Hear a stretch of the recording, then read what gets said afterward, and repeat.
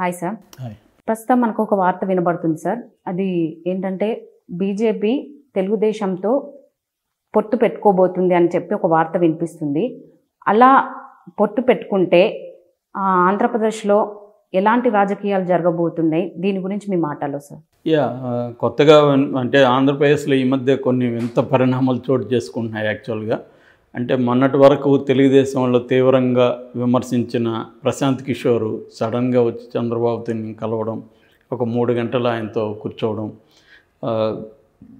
తను ఒక నివేదిక సబ్మిట్ చేయడం, అంటే రాజకీయ పరిస్థితి ఎలా ఉంది, తెలుగుదేశానికి విన్నింగ్ ఆపర్చునిటీస్ ఎలా ఉంది, ఏ స్ట్రాటజీస్ చేయాలి, ఎంత వేగంగా చేయాలి, అట్లాగే ప్రత్యర్థి పార్టీ అయిన వైసీపీ బలాలేంటి, బలహీనతలేంటి, వైసీపీని దెబ్బకొట్టి ముందుకెళ్ళాలంటే ఏమేమి చేయాలి, ఈ వ్యూహాలన్నీ ఇచ్చేసి వెళ్ళినట్టుగా చెబుతున్నారు.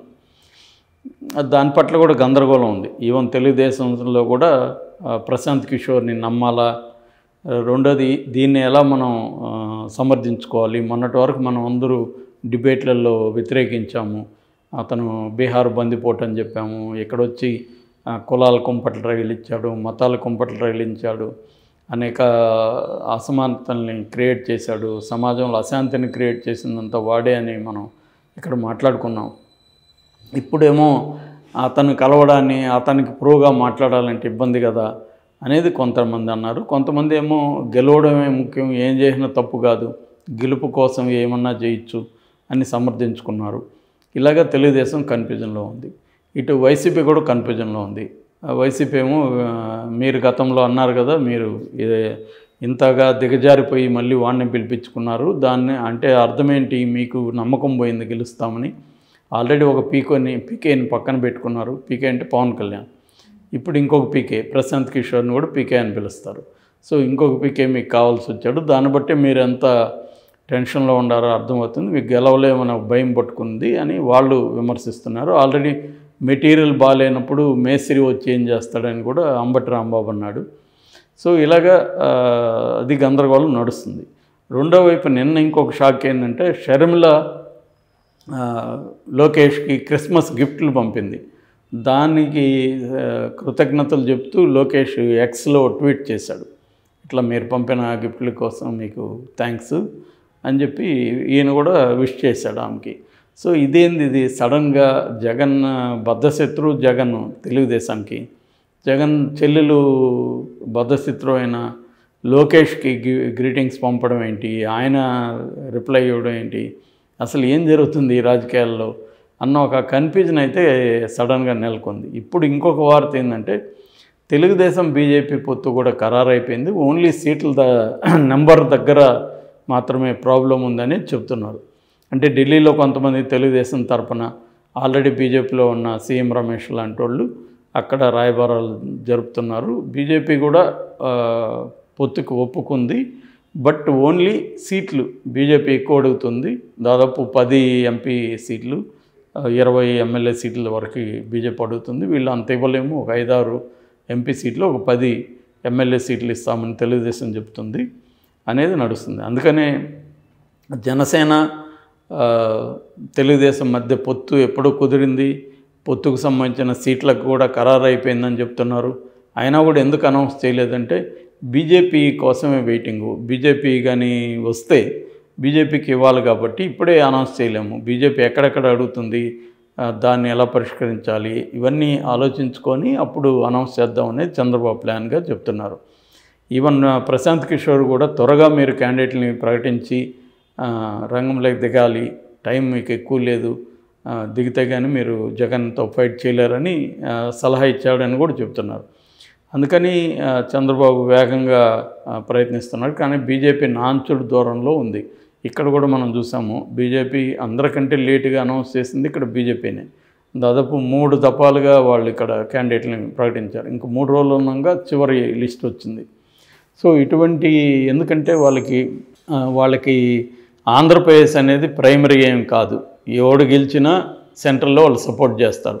తెలుగుదేశం జనసేన కూటమి గెలిచినా సెంట్రల్లో బీజేపీకే మద్దతు ఇస్తారు, ఇటు జగన్ ఇచ్చినా బీజేపీకి. అందుకే అక్కడ జోక్ ఏంటంటే దేశంలోనే ఎక్కువ సీట్లు ఉన్న రాష్ట్రం బీజేపీకి ఆంధ్రప్రదేశ్ అని. నిజానికి అక్కడ బీజేపీకి ఒక సీటు కూడా రాదు, 1% ఓట్లు కూడా రావు. అయినా కూడా విచిత్రమైన పరిస్థితి ఏంటంటే మొత్తం అక్కడున్న 25 ఎంపీ సీట్లు బీజేపీ ఖాతాలోకి వెళ్తాయి ఎవరు గెలిచినా. అది బీజేపీ పొజిషన్. అందుకని బీజేపీకి టెన్షన్ లేదు, అక్కడ అర్జెంటుగా నిర్ణయాలు తీసుకోవాల్సిన అవసరం లేదు. సో దానికంటే వాళ్ళకి ఇంపార్టెంట్ వేరే రాష్ట్రాలు ఇంపార్టెంట్ కాబట్టి ఆ రాష్ట్రాల్లో వాళ్ళు ఫోకస్ చేస్తున్నారు. కాకపోతే ఏంటంటే తెలుగుదేశానికి వేగంగా ప్రొసీడ్ కావాల్సిన అవసరం ఉంది. ఎందుకంటే ఇప్పుడు పొత్తులు ఆల్రెడీ జనసేన పొత్తు ఉంది. జనసేనకి ఎన్ని ఇస్తారనేది ఇంకా క్లారిటీ లేదు, కానీ 20 నుంచి 25 అని అంటున్నారు. సో అవి అనౌన్స్ చేయాలి. అనౌన్స్ చేసినప్పుడు అక్కడ లోకల్ ప్రాబ్లమ్స్ రావచ్చు. జనసేనకు సీట్లు ఇచ్చినప్పుడు అక్కడ ఆల్రెడీ తెలుగుదేశం నాయకులు ఉన్నప్పుడు వాళ్ళ నుంచి గొడవలు రావచ్చు.